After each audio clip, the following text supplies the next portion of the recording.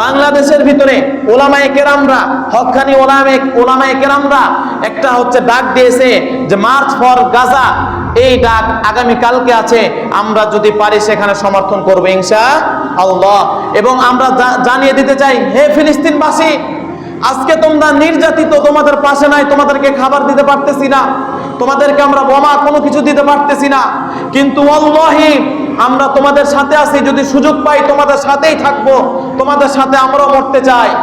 আজকে ফিলিস্তিনি মা ও বোনদের দিকে তাকায় দেখেন, ছোট ছোট বাচ্চাগুলা, তাদের মুখের জবানে তারা কি বলতেছে? মরলে মরবো, জায়গা ছাড়াবো না, জায়গা ছাড়বো না।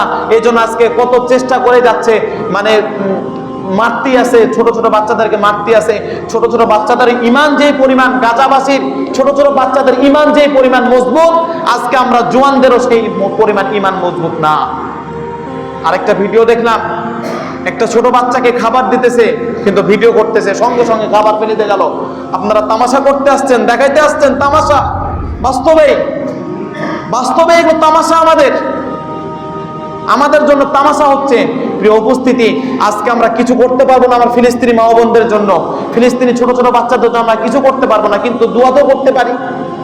আজকে আপনি কত দোয়া করেছেন? কয়দিন দোয়া করেছেন?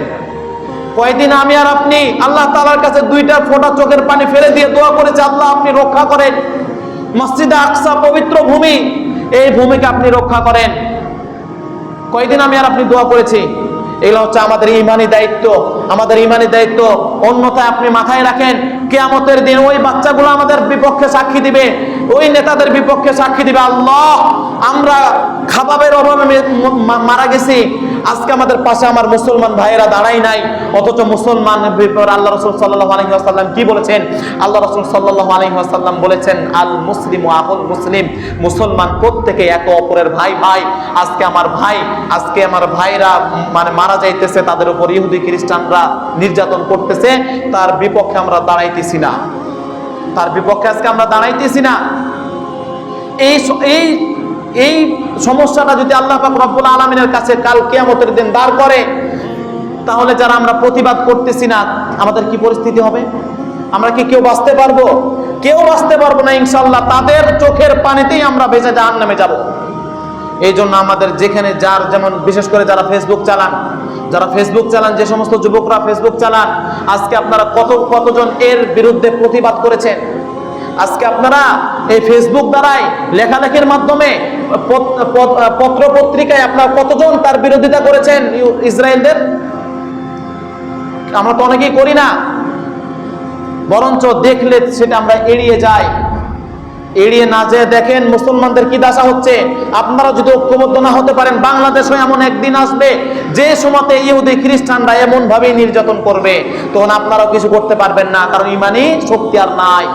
সাহাবায়ে কেরামরা বদরের যুদ্ধ শহীদ, বদরে 313 জন মিলে 2 লক্ষ সৈন্যকে কিভাবে হারাইছে? এমনি ইমানি চেতনায়, ইমানি শক্তিতে। কিন্তু আজকে সেই ইমানি শক্তি আমাদের আছে? সেই ইমানি শক্তি নাই। আজকে ইসরায়েলের মতো, আমেরিকার মতো আমাদের কি যুদ্ধের জন্য যে সরঞ্জাম, সে সরঞ্জাম আছে? নাই।